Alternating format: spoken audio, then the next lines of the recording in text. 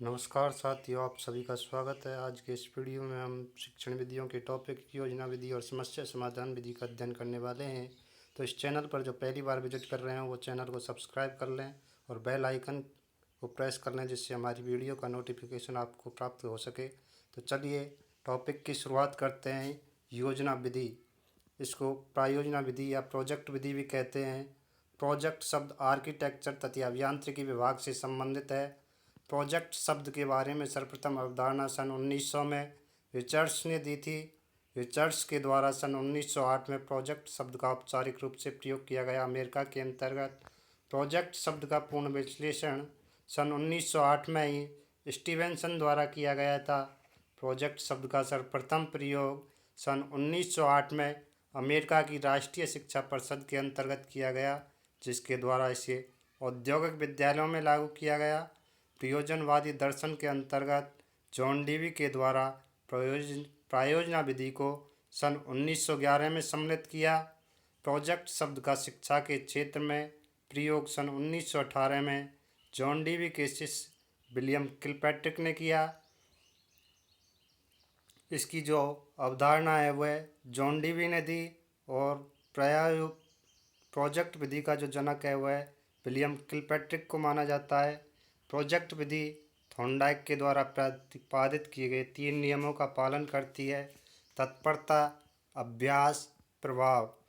Project विधि के अंतर्गत कुल 6 पद पाए जाते हैं। पहला है परिस्थिति उत्पन्न करना, दूसरा है योजना का चयन करना, तीसरा है योजना का कार्यक्रम बनाना, चौथा है योजना का क्रियान्वयन करना, पांचवा है योजना का मूल्यांकन करना और छठवा है लेखा जोखा।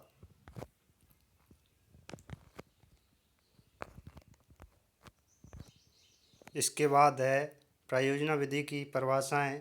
किलपैट्रिक के अनुसार है प्रोजेक्ट सामाजिक परिस्थितियों से संबंधित वह कार्य है जो कि सहृदयता के साथ उद्देश्यपूर्ण तरीके से संपन्न किए जाते हैं।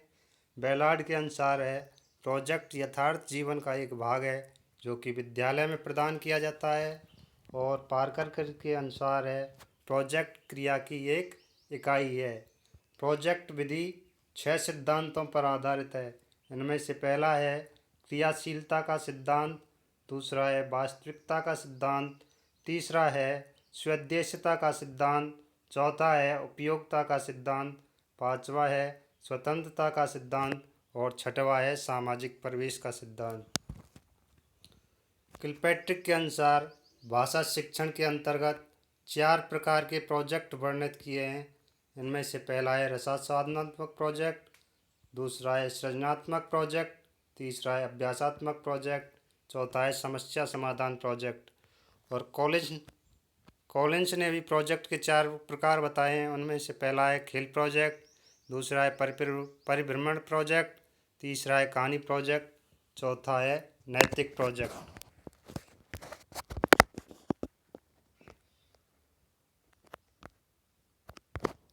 इसके बाद है चार्ल्स मैकमैरी के अनुसार।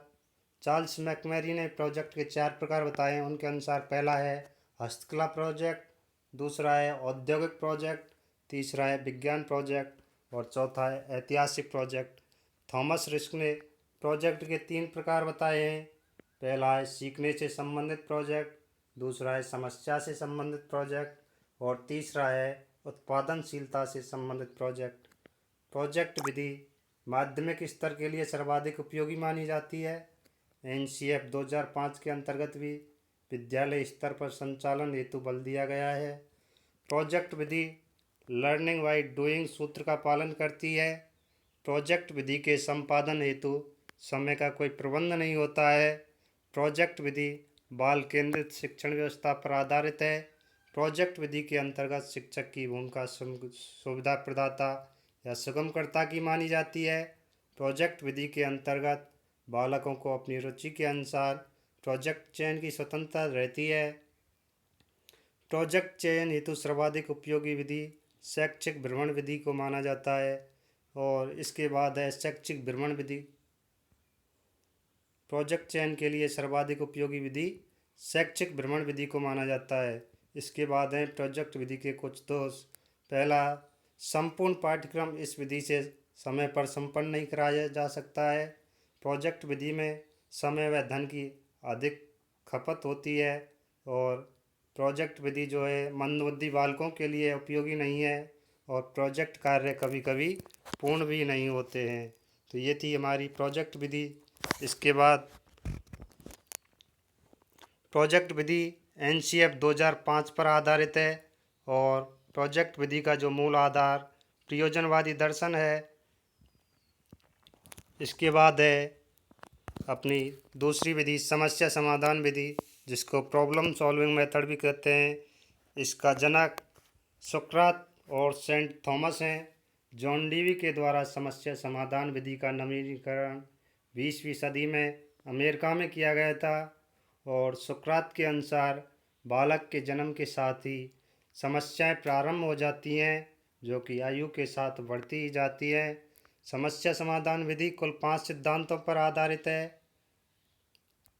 पहला है उपयोगिता का सिद्धांत, दूसरा है सामाजिकता का सिद्धांत, तीसरा है पूर्णता का सिद्धांत, चौथा है मनोवैज्ञानिकता का सिद्धांत और पांचवा है क्रियाशीलता का सिद्धांत। क्रियाशीलता का सिद्धांत सबसे महत्वपूर्ण सिद्धांत है। इसके बाद है समस्या समाधान विधि की परिभाषा है। स्किनर के अनुसार है समस्या समाधान कठिनाइयों के ऊपर विजय प्राप्त करने की प्रक्रिया है। मार्शल के अनुसार है समस्या समाधान विधि का शिक्षा के क्षेत्र में महत्वपूर्ण स्थान है। बैस्ले तथा रोनस्की के अनुसार है समस्या समाधान एक ऐसी चुनौती है जिसके लिए खोज व अनुसंधान की आवश्यकता होती है।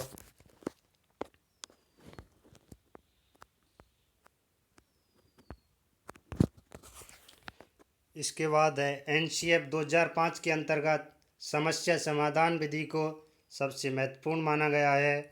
समस्या समाधान विधि 3 विधियों का मिश्रण मानी जाती है: विश्लेषण विधि, संश्लेषण विधि, अनुसंधान विधि।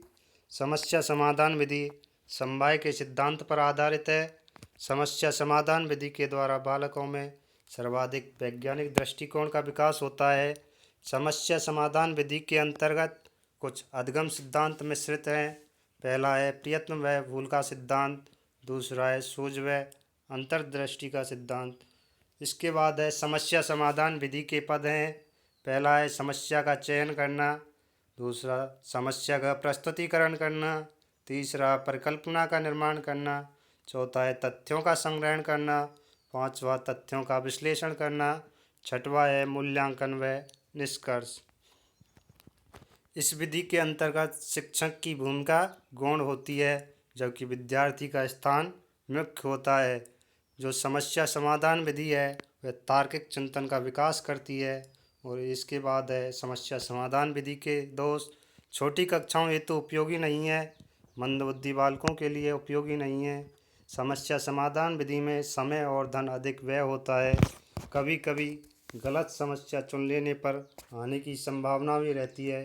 तो ये थी हमारी शिक्षण विधियों की क्लास।